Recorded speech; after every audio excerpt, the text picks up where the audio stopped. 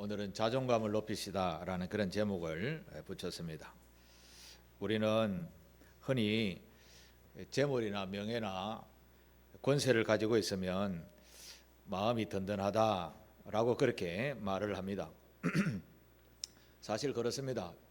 이 세상을 살아가는데 재물이 좀 있고 명예가 있고 권세가 있으면 좀 남들보다 든든하다라고 이야기를 하죠. 그런데 정작 인간들이 아무리 많은 것을 가졌다 하더라도 만족할 수 있어야 되는데 만족하지 못한다라는 것입니다. 즉 이야기하기를 사람의 마음을 만족시키는 것은 없다라고 이야기를 하죠. 밑 빠진 독에 물을 붓는 것과 같다라는 그런 이야기를 하게 됩니다. 그렇습니다. 사람이 얼마나 있어야 만족을 할 수 있을까요? 아마 우리가 살아가는 동안에는 아마 이런 만족을 우리의 마음을 채울 수 있는 것이 없지 않나 생각해 봅니다. 그러나 성경 말씀에는 우리의 마음을 채울 수 있는, 우리의 마음을 만족할 수 있는 그런 방법을 말씀합니다. 사실 말씀을 우리가 완벽하게 지킬 수 있다면 그렇게 되지만 완벽하게 지킬 수가 없기 때문에 완전하게 만족하다라고 할 수는 없지만 그래도 주님은 우리에게 만족할 수 있는 방법을 가르쳐 주십니다. 누가복음 9장 23절에 보면 예수님께서 이렇게 표현하셨습니다. 무리에게 이르시되 아무든지 나를 따라오려거든 자기를 부인하고 날마다 제 십자가를 지고 나를 따를 것이니라 라고 말씀하셨습니다. 예수께서 자기를 부인하면 자유롭게 된다라고 말씀하셨습니다. 우리는 예수님을 진리라고 하죠. 진리가 너희를 자유케 하리라 라는 말씀도 있는데요. 예수님이 자기를 부인하게 되면 자기 안에 주인이 바뀌게 되면 만족하게 된다라는 말씀을 하고 있습니다. 자기 안에 예를 들어서 저와 여러분 속에 예수님의 마음이 내 안에 충만하다 그러면 예수님의 마음을 가지고 세상을 바라볼 때에는 별로 부러운 것이 없습니다. 왜 그런가 하면 세상에 가지고 있는 것들이 내가 다 소유하고 있는 것이고 그거 별로 중요하지 않다라고 여기기 때문에 그렇습니다. 세상 사람들은 예를 들어서 돈이 굉장히 중요합니다. 그러나 예수님은 돈보다 더 뛰어난 능력과 권세와 그의 모든 세상의 모든 것을 운행하는 그런 권능을 가지고 있기에 세상 사람들이 돈 하며 살아가는 그거 별로 관심이 없는 것이죠. 내가 다 가지고 있다라는 것이죠. 내가 다 가지고 있으니 부러운 것이 없죠. 그러면 저와 여러분도 예수님의 마음을, 이런 마음을 가지게 되면 세상의 사람들이 든든하다 여기는 재물, 명예, 권세 이런 것 별로 깊이 생각하지 않고 대수롭지 않게 생각하고 가볍게 생각하고 넘어갈 수 있는 것입니다. 그러면 굉장히 자유롭다라는 사실을 여러분 아십니까? 마음이 굉장히 부드러워지고 가벼워지고 즐거워지게 되는 것입니다. 우리는 그것을 진리 안에 속하면 우리가 자유한다라는 말씀으로 표현하고 있습니다. 자유. 나는 모든 것을 가지고 있다라는 소유자라고 생각하면 우리 안에 자유함이 있게 되는 겁니다.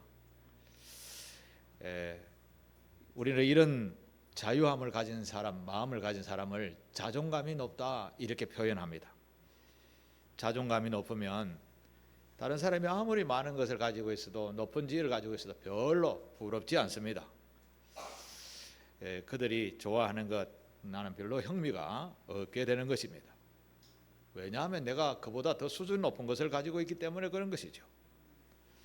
사전에 자존감이라는 단어를 찾아보게 되면 자아 존중감이라는 말을 합니다. 내 스스로 나를 존중한다라는 뜻이죠.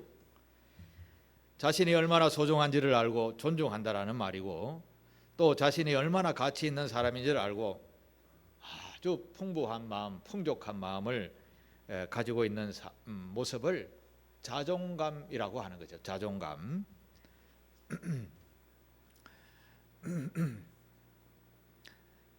내가 이제까지 살아오면서 내가 스스로 존중할 만큼 자존감이 높으면 세상에 그렇게 이렇게 살 걸 저렇게 살 걸 이런 마음들이 별로 없어지게 되고요. 내가 참 잘 살았지, 행복했지 라는 생각이 남는 것입니다.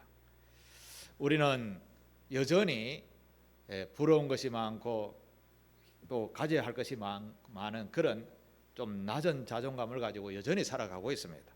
그래서 우리는 오늘 성경 말씀을 통해서 자존감, 높은 자존감을 우리가 가져야 되겠습니다. 배우고 익혀야 되겠습니다. 이 자존감은 누가 주는가 하면 말씀을 통해서 우리에게 주님이 주시는 것입니다. 주님이 주시는데 여따 받아라 이게 아니라 진리의 우리 가치관을 바꾸는 하나님의 말씀이 우리에게 들어오게 되면 이게 변하게 된다는 사실입니다. 이게 놀라운 은혜인 것이죠. 예수를 믿는다라는 예수 믿는 사람들의 가치관은 세상 사람들과 다른 가치관을 가지고 있습니다.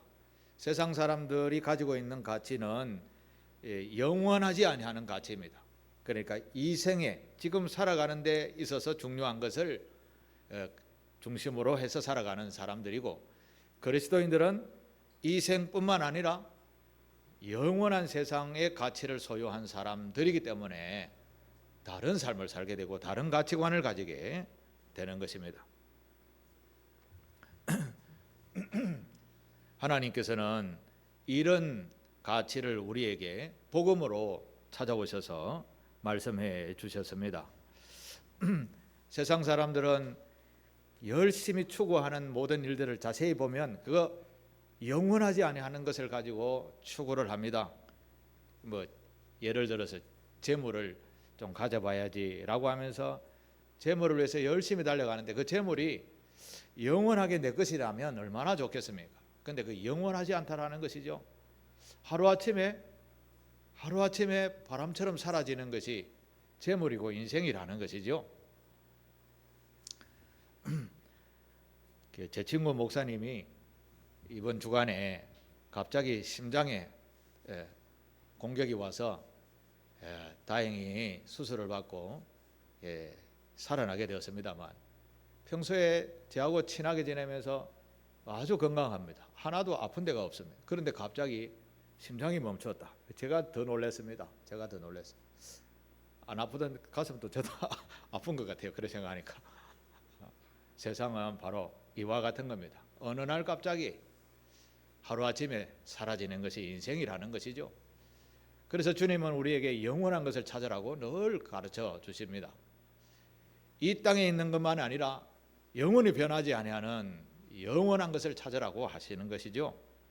저와 여러분들은 하나님께서 우리에게 세상 끝이라고 하는 세상 끝이 육신의 삶이 끝이 아니라 주님과 동행하는 영원한 삶을 주신다라고 약속하셨습니다. 그래서 예수를 제대로 믿고 그 예수님의 가르침을 내 마음속에 주인으로 삼아 살면 점차적으로 자존감이 올라오게 됩니다. 와, 난 얼마나 존중받을 사람인가 이렇게 되는 겁니다. 자, 오늘 주님이 우리를 얼마나 사랑하시는가 이거 한번 살펴보겠습니다. 우리 하나님은요 우리에게 얼마나 사랑하시는가를 말씀을 통하여 표현해 주셨습니다. 먼저 첫 번째로 이사야 62장 5절이죠. 62장 5절에 우리 같이 한번 읽어볼까요? 시작. 마치 청년이 처녀와 결혼함과 같이 내 아들들이 너를 취하겠고 신랑이 신부를 기뻐함 같이 내 하나님이 너를 기뻐하시리라. 아멘. 여러분도 다 청년의 때가 있었고 시집 장가 갈 때가 있었지요. 그때를 한번 회상해 보십시오. 얼마나 아내 되는 사람 또 신랑 되는 사람이 얼마나 눈이 삐었지. 얼마나 그때는 눈이 삐어가지고 좋아했습니까? 밤에 잠도 이루지 못할 정도로 늘 생각하고 그랬죠? 맞죠? 우리 할머니들은 평생 왼수라.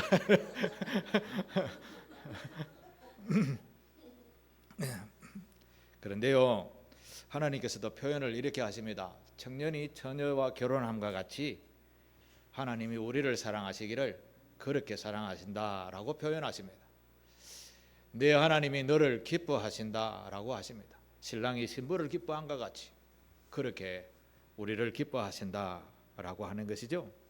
이 말은 우리가 표현하기를 손자 손녀들이 할머니 할아버지 쫓아오면 어떻게 합니까? 아이고 내 새끼 하면서 이렇게 막 뛰어가서 끌어안아 주죠. 눈에 넣어도 아프지 아니하는 자식이 바로 손자 손녀라는 것이죠. 하나님께서 우리를 보실 때 바로 그러한 모습으로 보신다라는 것입니다. 그런데 중요한 것은 우리가 그것을 잘 모른다라는 것이죠. 하나님의 사랑을 우리가 제대로 알지 못한다라는 것이죠.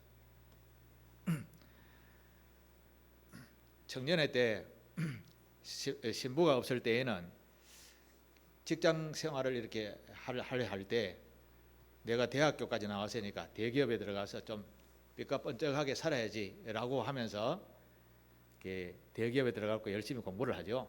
그런데 어떻습니까? 현실은 들어가기가 바늘구멍 같으니까 늘 실업자로, 지금도 실업자로 있는 청년들이 많죠. 고급 인재들이. 그런데 이제 사랑하는 이제 여자가 생기고 가족이 생기고 자녀가 생기면 어떻게 됩니까? 눈이 삐어가지고 물불을 가지 않고 노가다도 막 가는 겁니다. 그죠?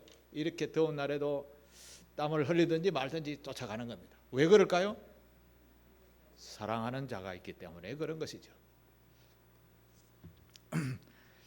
우리 근대 역사 60년, 70년, 80년대 보면 우리 아버지들이 중동에 나가서 돈을 많이 벌어왔죠. 사실 그게 우리나라가 일어서는 근본이 되었습니다. 그 달러가 있어야 석유도 사와야지요. 여러 가지 재료들을 사와서 만들어서 팔아야 되잖아요.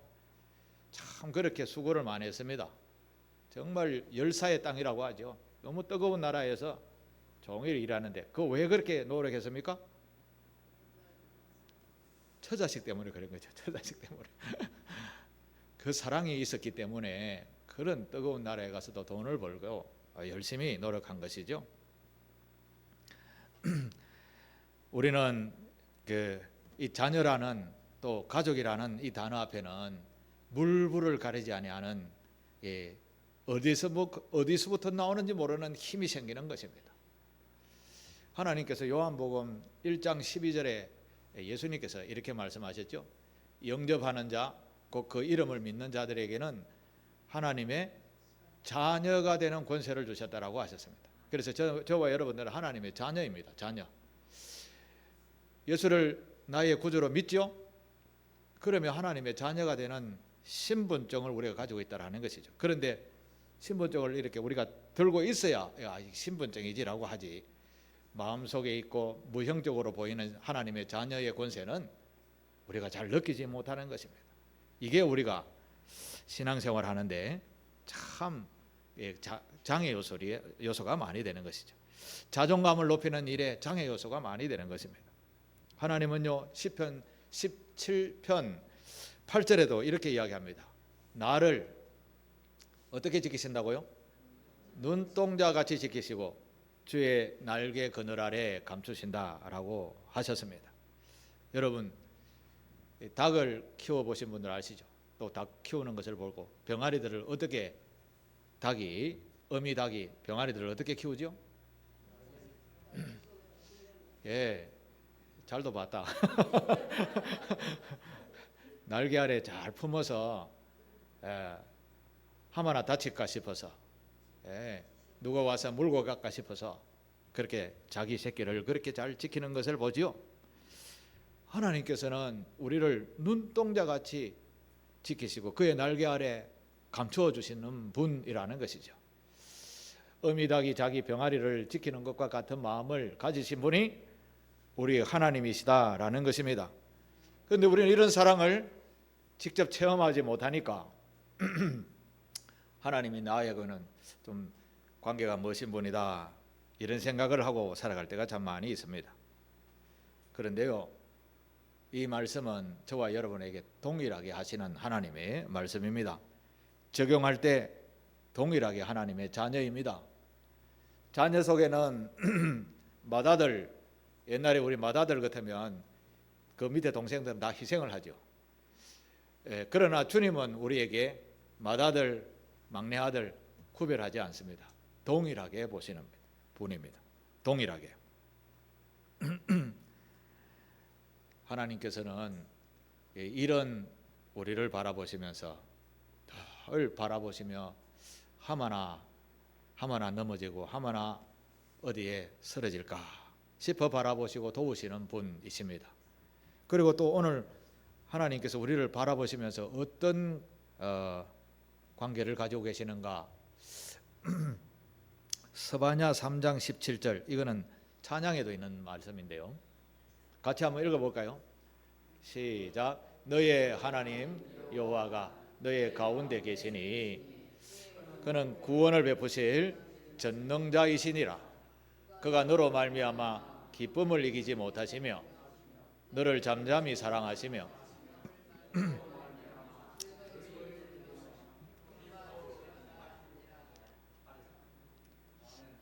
하나님께서 우리를 보시면서요, 기쁨을 이기지 못하신다라고 하셨습니다. 그리고 우리 뒤에서 잠잠히 사랑하시고요, 우리로 말미암아 즐거이 부르며 기뻐하시는 분이라고 하십니다. 이 정도 같으면 하나님이 나를 엄청 사랑하시네 알아야 되는 것이죠. 실제적으로 육신의 몸을 입고 있기 때문에 하나님의 그 사랑을, 그 따가운 사랑의 시각을 느끼지 못하고 살아가는 뿐이지, 하나님은 우리에게 자녀의 신분도 주고 너희는 내 자녀라 라고 하시면서 그의 품 안에 늘 품어주시는 분, 잠잠히 뒤에서 사랑하시며 그렇게 잘 살아라, 이렇게 가는 것이 옳은 거야, 내 말대로 따라오면 복이 있는 거야 라고 늘 가르쳐 주시는 것이죠. 그런데 우리는 어떻습니까? 여전히 엉덩이에 뿔난 망아지처럼 이리 뛰고 저리 뛰고 세상의 풍조에 나아가다가 온통 근심과 걱정은 어디서 갖고 옵니까? 세상에서 갖고 오는 것이죠. 세상에서. 아버지 하나님 안에 있으면 걱정 근심이 없는데 우리는 꼭 이 선을 다 넘어가요. 선을 넘어가서 세상에 나가서 이것저것 하다가 빚도 지고 또 싸우기도 하고 다투기도 하고, 밤에 잠을 이루지 못하는 근심과 걱정들 다 어디서 온다고요? 세상에서부터 오는 겁니다. 세상에서. 그래서 우리가 딛고 있는 발이 어디에 있어야 될까요? 주 안에 있어야 돼요. 주 안에. 주님 안에 있으면 우리에게 참된 안식, 참된 평강, 그걸 우리 하나님의 나라라고 하는데, 하나님의 나라는 의와 희락과 평강이 있는 곳입니다. 하나님의 나라를 소유하는 우리 교우들 다 되시기를 축복합니다. 오늘 우리가 느헤미야서 2장을 읽었는데, 느헤미야라는 분은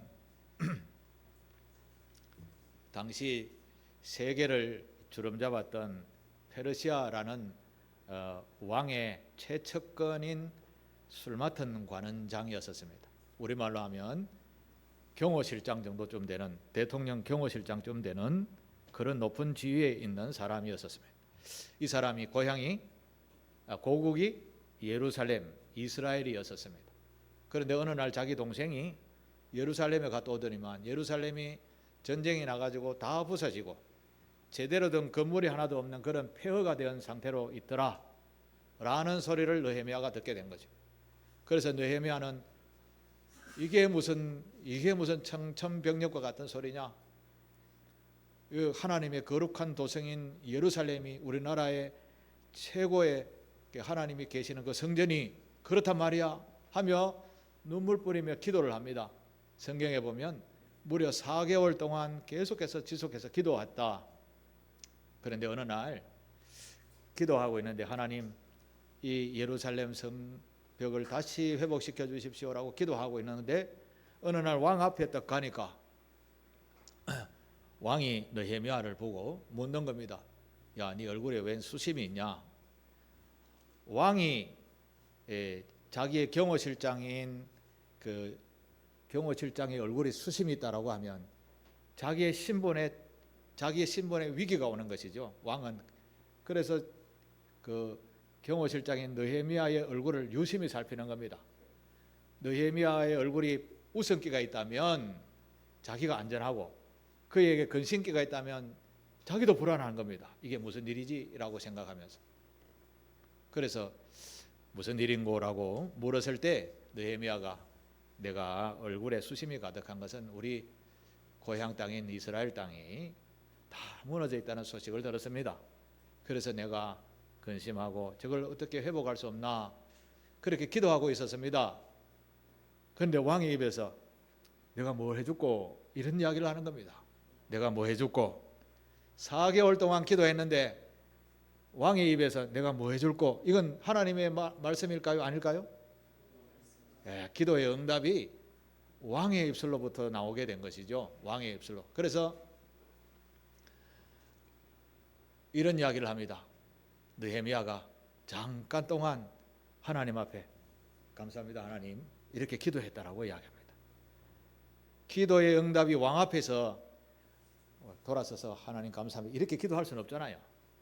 내가 뭘 해줄꼬 할 때 느헤미야가 옆에서 하나님 감사합니다 속으로 잠깐 기도하고 필요한 것을 그대로 이야기하니까 왕이 다 들어준 겁니다. 그 당시 페르시아는 지금의 미국과 같은 대제국입니다. 총리가 128명, 그 위에 총리 영의정, 좌의정, 우의정 3명 있고 이런 대제국이었는데 얼마나 왕의 권세가 크겠습니까? 그 왕의 권세를 입은 자가 느헤미야였습니다. 그 느헤미야가 예루살렘으로 말 타고 옵니다. 그때 군대 장관도 보내줍니다. 군대도 보내줍니다. 그러나 느헤미야는 그런 권세를 다 물리치고 자기 혼자 예루살렘 성벽을 다 돌아보고 이렇게 세워야지 저렇게 세워야지 하면서 계획을 가지고 이스라엘 백성들을 모읍니다. 모아서 내가 이 예루살렘 성벽이 무너졌다라는 소리를 듣고 이때까지 기도했습니다. 그러고 난 뒤에 하나님께서 나에게 응답을 주셔서 내가 왕의 허락을 받아서 이곳에 오게 되었습니다. 우리 같이 성벽을 다시 회복합시다 라고 했을 때 이스라엘 백성들이 그 당시에는 성벽을 몇 번이나 세우려고 노력을 했습니다만은 대적들이 많았어요. 물론 느헤미야 때도 대적들이 있었습니다만 방해하는 요소들이 너무 많아서 하다가 말다가 했던 경험들이 많았습니다. 그래서 이번에도 하다가 말겠지 뭐 이러다가 생각했는데 느헤미야는 그렇지 않죠. 힘과 권력도 있었고 그가 탁월한 리더십을 가지고 있었기에 이스라엘 백성들이 따르기 시작합니다. 대제사장부터 시작해서 민족의 지도자들부터 심지어 성경을 읽어보면 금세공업자도 장사하는 사람도 다 참여하게 됩니다. 그렇게 성벽 건축이 시작이 된 것입니다. 느헤미야가 왜 이렇게 힘이 있고 자존감이 높은 사람이었는가 하면 하나님께서 주신 응답이 있었기 때문이었습니다. 그 응답을 경험하고 나니까 내가 할 수 없는 그런 상태에 있다가 할 수 있는 권세를 주니까 자존감이 확 올라오게 된 것이죠. 그래서 왕에게 그동안 생각했던 것을 다 이야기하고 다 받아가는 것이죠. 저와 여러분도 또 마찬가지입니다. 지금은 하고 싶은 것이 너무 많은데 할 수 없는 것이 더 많죠. 그럴 때 하나님 앞에 구하시기를 바랍니다. 지금의 낮은 자존감이 하나님께서 응답해 주시면 높은 자존감이 될 줄로 믿습니다. 이 높은 자존감은 하루아침에 변하는 건 아닙니다. 공부를 하루아침에 번쩍해가 박사 되는 건 아니죠. 이 공부는 왕도가 없다라고 하죠. 왕이든지 미천한 사람이든지 하나씩 배워가야 되는 겁니다. 성경 말씀도 마찬가지입니다. 성경을 읽고 듣는 일 처음부터 잘 되지 않지만 한 걸음 한 걸음 옮겨갈 때가 중요한 겁니다. 하나씩 배워갈 때 처음은 익숙하지 않아서 그렇습니다. 점차적으로 익숙해지고요. 교회 와도 그렇잖아요. 교회 오면 처음은 좀 익숙하지 않습니다. 그러나 자꾸 예배드리고 하다 보면 예배드리는 순서까지도 다 외워보게 되고 익숙해지게 되고요. 그리고 많은 말씀들을 듣다가 보면 하나님이 어떤 분인지를 그려지게 되는 거잖아요. 사랑하는 상길교회 교우들도 이렇게 따라오셔서 주의 은혜와 사랑 가운데 자존감이 낮은 삶을 살다가 높은 삶을 사는 저와 여러분 되시기를 축복합니다. 하나님께서 우리를 그런 성숙한 성도가 되기 위해서 우리를 부르셨습니다. 자녀 삼아 주셨습니다. 그런데 속으로는 이렇게 생각할 수 있죠.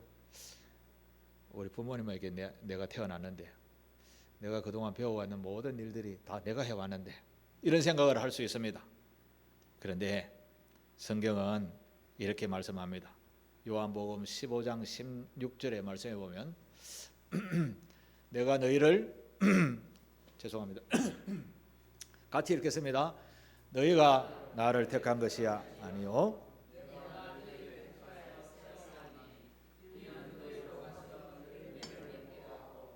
또 너희 열매가 항상 있게 하여 내 이름으로 아버지께 무엇을 구하든지 다 받게 하려 함이라.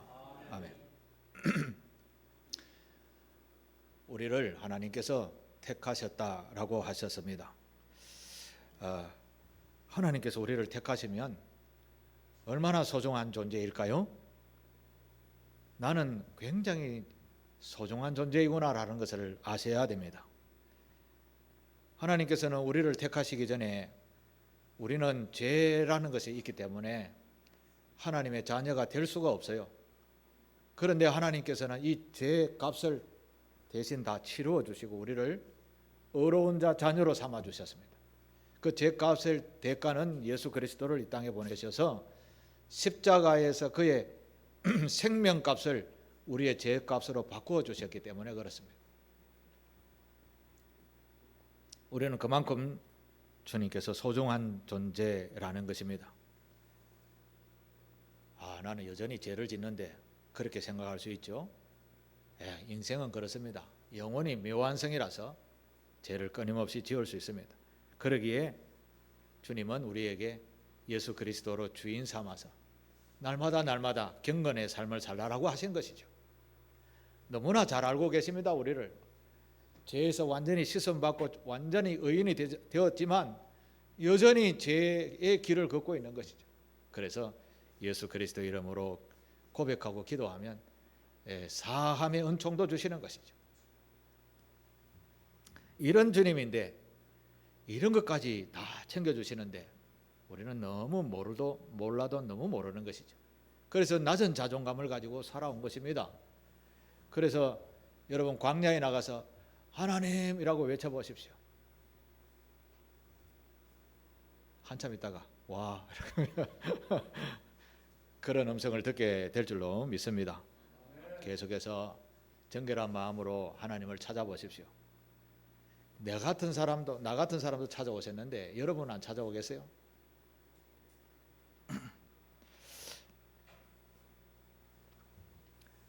사도 바울에게도 주님이 찾아오셨습니다. 사도 바울은 예수를 따라다니는 사람들을 잡아서 죽이는 사람이었습니다.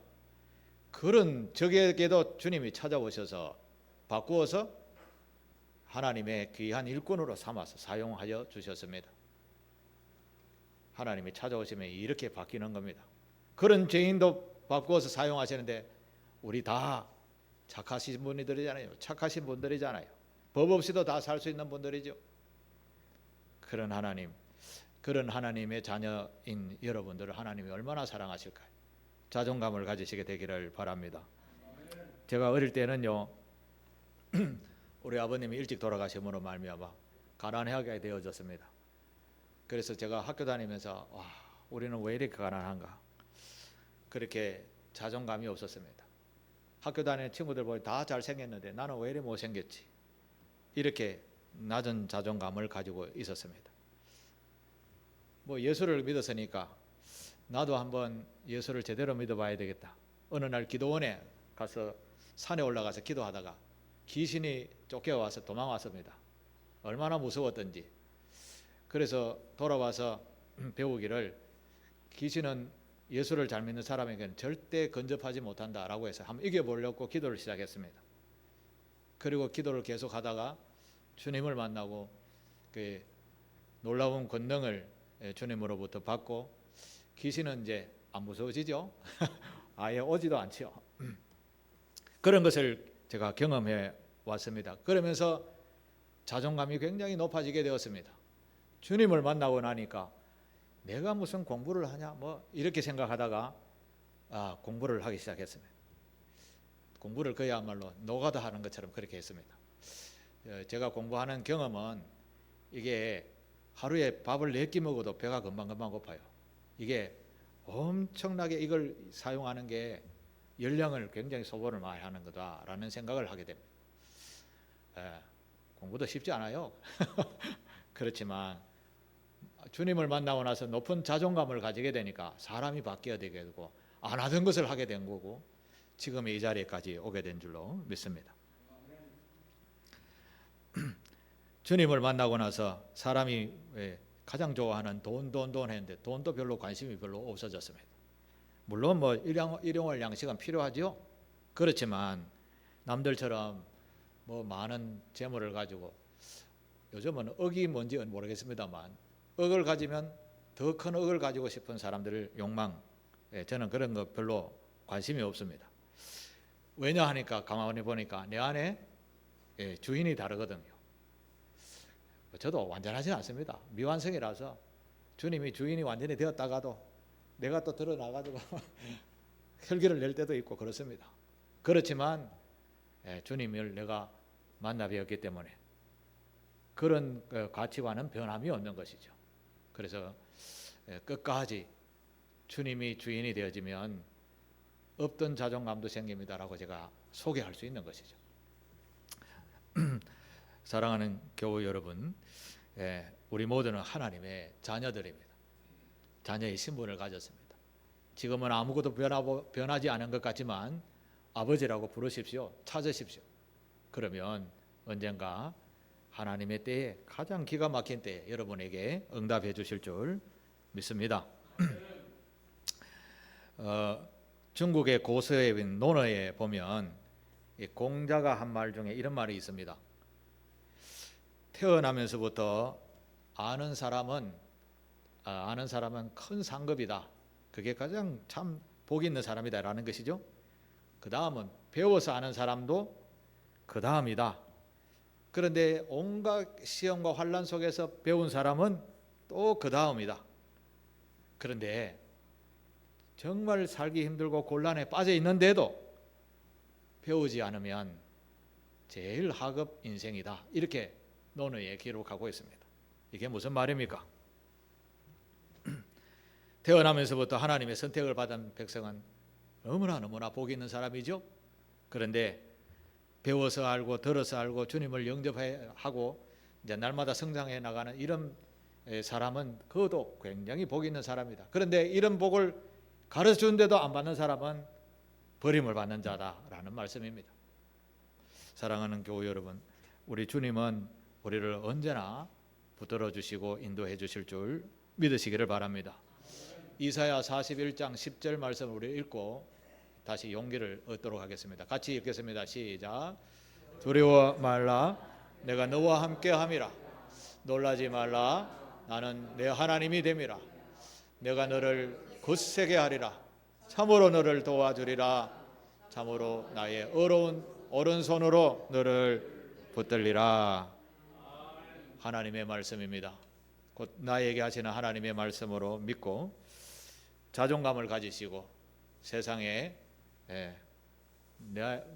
나보다 더 중요한 사람이 어디 있냐? 하나님이 나의 아버지신데 라고 하면서 매사에 늘 자신감을 가지고 하나님의 자녀로서의 사는 떳떳한 삶을 사는 그 아름다운 삶을 살았다. 그런 아름다운 이야기가 되는 그런 성도가 되시기를 주님의 이름으로 축복합니다. 기도하겠습니다. 아버지 하나님 감사합니다. 부족한 저희들에게 낮은 자존감에서 높은 자존감으로 바꾸어 주시는 귀한 용기 있는 말씀을 주셔서 감사합니다. 아버지 하나님께서 나의 진정한 하나님이시고 나를 얼마나 소중하게 여기시며 나를 보고 얼마나 기뻐하시는 분이신지 아버지 하나님 깊이 헤아려 깨닫고 날마다 주님을 향하여 아버지 도와주십시오라고 구할 줄 아는 그런 사랑하는 교우들 되게 하시고 아름다운 그리스도의 향기를 나타내는 인생의 걸음을 걸었다 이런 이야기들로 아름답게 전해지는 그런 성도들 되도록 도와주옵소서. 예수님의 이름으로 기도하옵나이다. 아멘.